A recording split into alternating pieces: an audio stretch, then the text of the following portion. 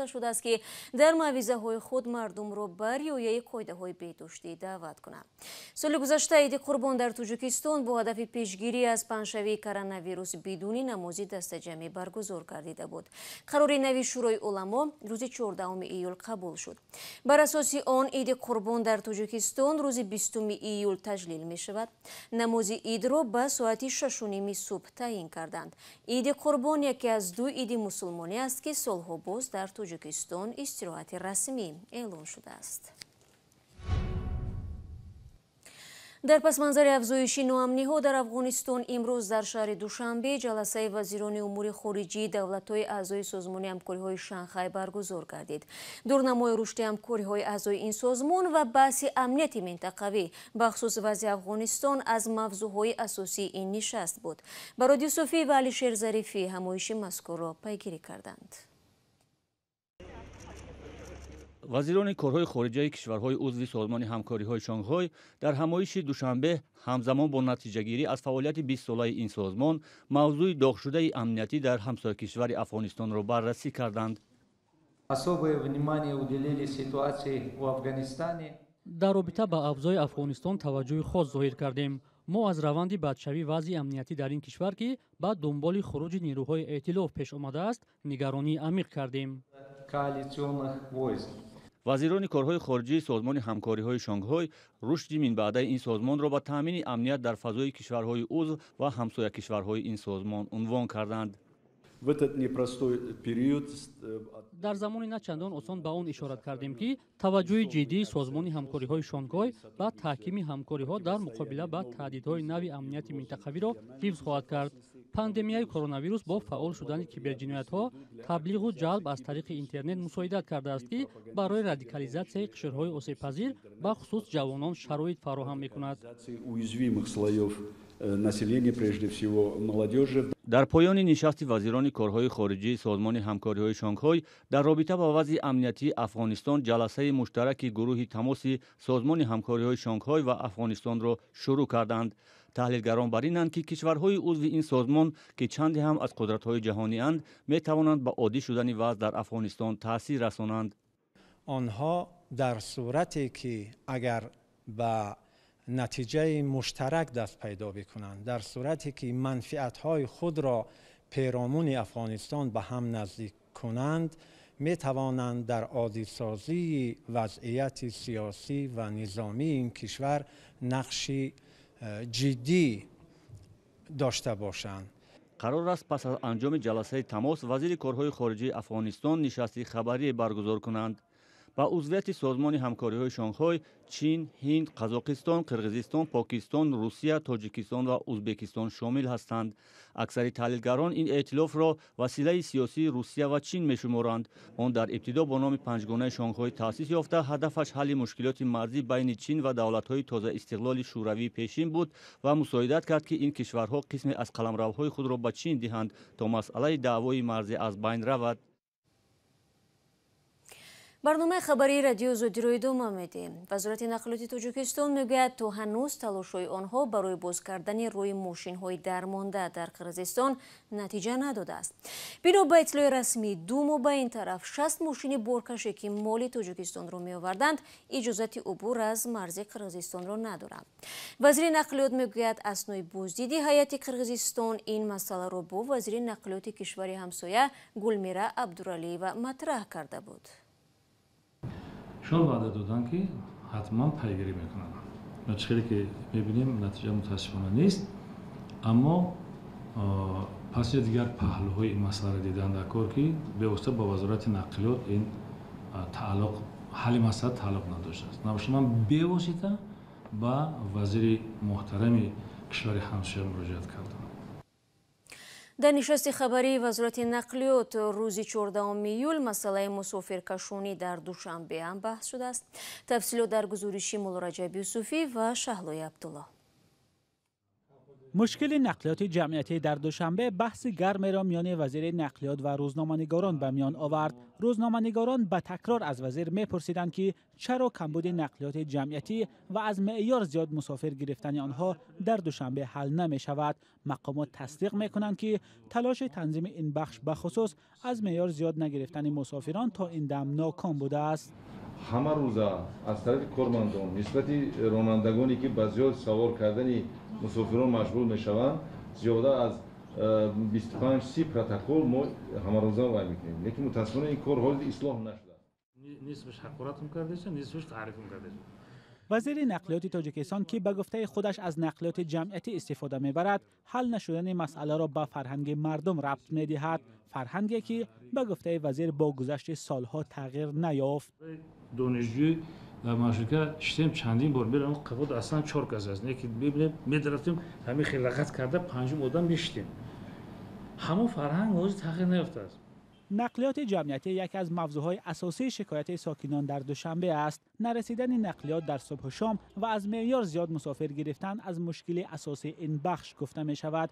مسافران میگویند در پیش آمدن چنین مشکل آنها را عیبدار کردن درست نیست.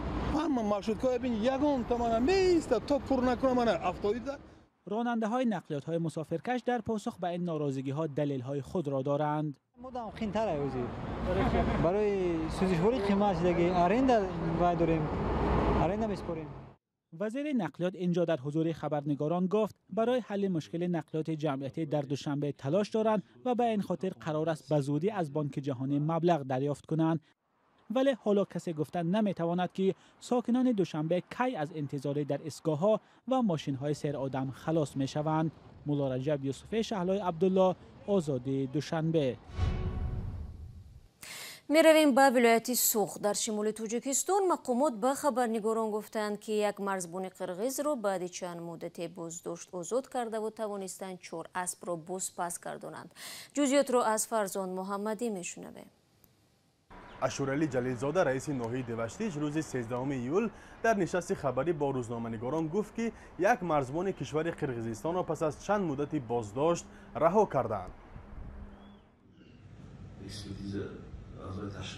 تشخیص گذارانده بعد همش پروتکل سندهای کرده امضا کرده ما نشون دادیم که همون یکم سرحدشون هم که خیلی متخصصا کردن ما ندارم آمدیم یگان جوش به یگان کس تطور نکرده است یگان چی نکرده است دیده سند کردیم که این باید دعوت است که با یگان مجلس شده شروع کرده هر یک پروتکل رو همه اعضای بودی و متخصصانی که همون وای وابسته هستند امضا گذاشتن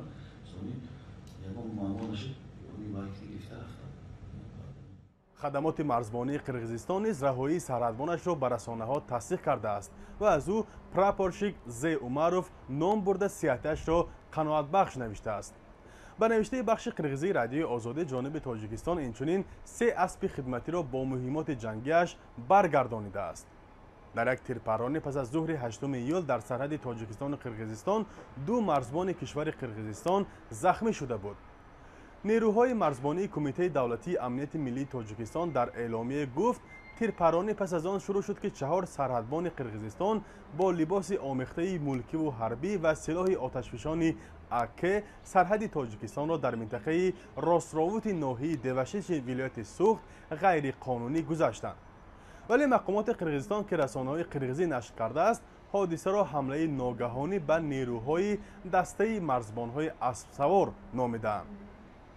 در اظهارات طرف تاجیکستان گفته می شود نامبردگان مقصد داشتند که از حدود تاجیکستان 9 اسب ساکنان ناحیه دوشتیج را به قلمرو جمهوری قرغیزستان انتقال دهند. اما طرف قرغیزستان در اعلامیه خود میگوید هیئت سواره مرزبانی که در نزدیکی عقبه چشم گیلدان ناحیه لکلک ولایت بادکن وظیفه خود را در دیدبانی خط مرز انجام میداد از طرف مرزبانان تاجیکستان هدف حمله قرار گرفت. 900 اسب گرفته رفته ایستادگی بودن و 4 سالش گذشته رفته. سانی با بعدی که یک فهمی شد و رفته گفته گذار کرده مقاماتی که از بلد آمدن سرحدات آمدن همشون آمدن یعنی دادن است. ноҳияи деваштичи вилояти суғ бо ноҳияи лаклаки вилояти ботканд 62 километр марз дорад ва ба гуфтаи масъулони мақомоти маҳаллӣ феълан вазъият дар марзи тоҷикистону қирғизистон орому мӯътадил аст. масъулини фурудгоҳи Кулоб зимни натиҷагирӣ аз кори нимсолаи худ дирӯз дар нишасти хабарӣ зикр карданд ки соли ҷорӣ вазъи молиявии фурудгоҳ беҳтар шудааст. Чунин беҳбудӣ аз ҳисоби афзоиш додани парвозҳо ба Русия имконпазир шудааст. Феълан ба ин самт ҳафтаи даҳҳо парвоз анҷом мегардад ки то замони шурӯъи пандемия ба маротиб камтар будааст. Маҳмуҷон Раҳматзода мавзӯъро идома медиҳад. парвоз ба Русия аз фурудгоҳи Кулоб зиёд шуда, раиси он чунин афзоишро бесобиқа меномад. Омск, Калуга, Челябинск, Самара, Екатеринбург. уман ба 30 шаҳри Федератсияи Россия парвоз мегирем. афзоиши парвозҳо дар ҳолест ки пеш аз ҳамагири COVID-19 аз ин ҷо ҳафтаи ҳамагӣ 4 парвоз сурат мегирифт. акнун садҳо муҳоҷир ба Кулоб меоянд то аз ин ҷо ба Русия парвоз кунанд. зеро нархи чипта ин ҷо арзонтар буда 5600 сомониро ташкил медиҳад. танҳо дар моҳи гузашта аз ин ҷо зиёда аз 23000 нафар ба Русия парвоз кардааст. зиёд шудани парвозҳо ба фурудгоҳ имкон дод қарзҳояшро диҳад ва зарари баробар ба 24 миллион сомониро пӯшонад. дар 6 моҳ 310 хатсайр иҷро шуд. дар 6 моҳи соли 2021 мо 35 миллиону 335 ҳазору 73 сомонӣ даромад гирифтем. фурудгоҳи Кулоб соли 2006 мақоми байналмилалиро соҳиб гашт ва дар гузашта на фақат ба Русия, балки ба Қазоқистону Чин ҳам парвоз анҷом медод. аммо суоле ки беш аз ҳама дар нишасти хабарии раиси фурудгоҳ садо дод ин буд ки ахиран чӣ теъдоде аз ҳарбиёни Афғонистон ки сарҳадро гузашта дар Тоҷикистон паноҳ ёфта буданд ба Кобул баргардонида шуданд. Нуралӣ Ҳомидзода раиси фурудгоҳи Кулоб дар ҷавоб ба ин суол фақат такрор мекард ки ин масъала дар салоҳияти ӯ нест. ҳисоб накардем.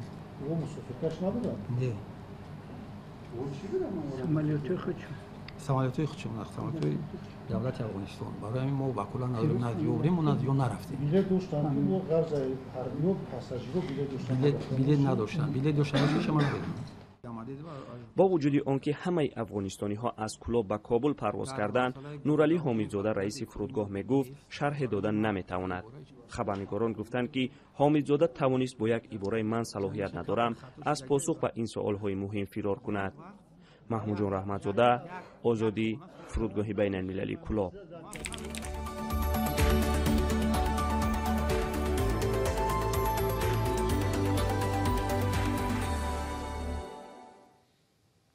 ва дирӯз беш аз 70 нафар шаҳрвандони мулки Қирғизтабор аз тарси таъқиби Толибон фирор карда дар Тоҷикистон паноҳ оварданд. бино ба итлои кушунҳои марзбонии Кумитаи давлатии амнияти миллӣ аз ин миён 26 мард, 20 зан ва 31 нафарашон кӯдакон буданд. гуфта мешавад онҳо